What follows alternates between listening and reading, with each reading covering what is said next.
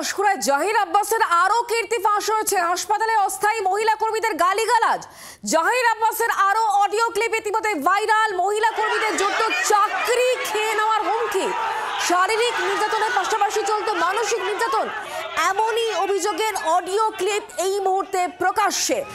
জাহির আব্বাসের আরো একটি অডিও ক্লিপ ভাইরাল হয়েছে।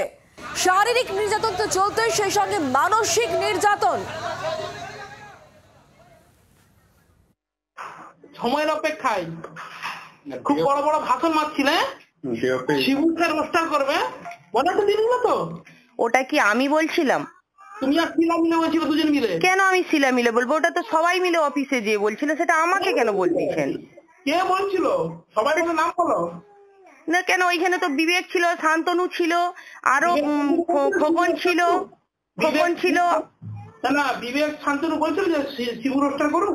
হ্যাঁ, ওইখানেই তো সুপার স্যারের কাছেই তো বলছিল। কে বলছিল? ওরা তো সবাই ছিল বলছিল, আরো 5-7 জন ছিল। কিন্তু শিলা ওইখানে কোথায় ছিল? আমি একা ছিলাম। জাহির আব্বাসের একের পর এক কীর্তি ফাঁস হচ্ছে, আর স্বাস্থ্যকর্মীরা এই বিষয়ে নিয়ে কি বলছেন, তাদের বক্তব্য কি শোনাবো।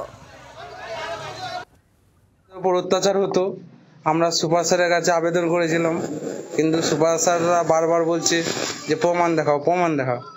আমরা অনেক মানে খুব কষ্টে ডিউটি করেছি এখানে, মানে কি বলবো, ঘরে মানে মাটি কাটাতেও বেশি কষ্ট হয়েছে এখানে ডিউটি করা। মাটি কাটতে গেলে যে কষ্ট হয় তার 4 গুণ কষ্ট আমরা এখানে নির্যাতন সহ্য করে কোনো রকমের ডিউটি করে টাইম হয়ে বাড়ি গেলে আমরা একটু যেন মনে হয় একটা জমান্ত দুয়ার থেকে বেরিয়ে গেলাম, এরকম। হ্যাঁ, জমের দুয়ার থেকে এরকম একটা মনে হচ্ছে। কথা বলবো আমাদের সঙ্গে কিরণ রয়েছেন, আমাদের প্রতিনিধি কিরণ। একের পর এক কীর্তি ফাঁস হচ্ছে, চাকরি খেয়ে নেওয়ার হুমকি, এবং সেটা বহু বছর ধরে চলছে। শারীরিক নির্যাতন চলছে এবং সুপারকে একাধিকবার বলা হয়েছে, স্বাস্থ্যকর্মীরাই তো বলছেন।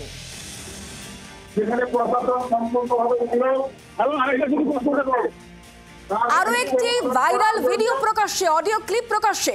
স্বাস্থ্যকর্মীরা বলছেন দীর্ঘদিন ধরে তারা এইভাবেই নির্যাতনের শিকার হয়েছেন। সুপারকেও তারা বলেছেন বিষয়টি।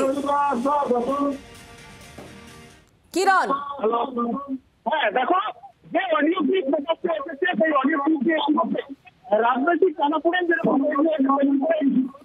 ঝড় উঠেছে এই পাঁশকুড়া এলাকায়। আজকে আমরা চাইবো স্বাস্থ্যকর্মী থেকে এলাকার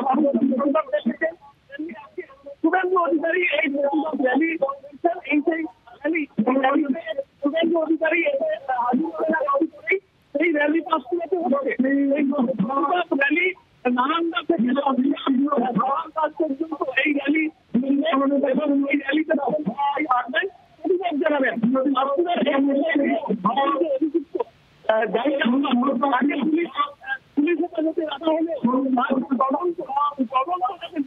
কিরণ তুমি নজর রাখো, ধন্যবাদ আমাদের সঙ্গে টেলিফোন লাইনে থাকার জন্য। এই গোটা ঘটনাকে কেন্দ্র করে রাজনৈতিক চাপানো তুঙ্গে স্থানীয় তৃণমূল নেতৃত্বের বক্তব্য কি, ঘটনার পর শোনাবো।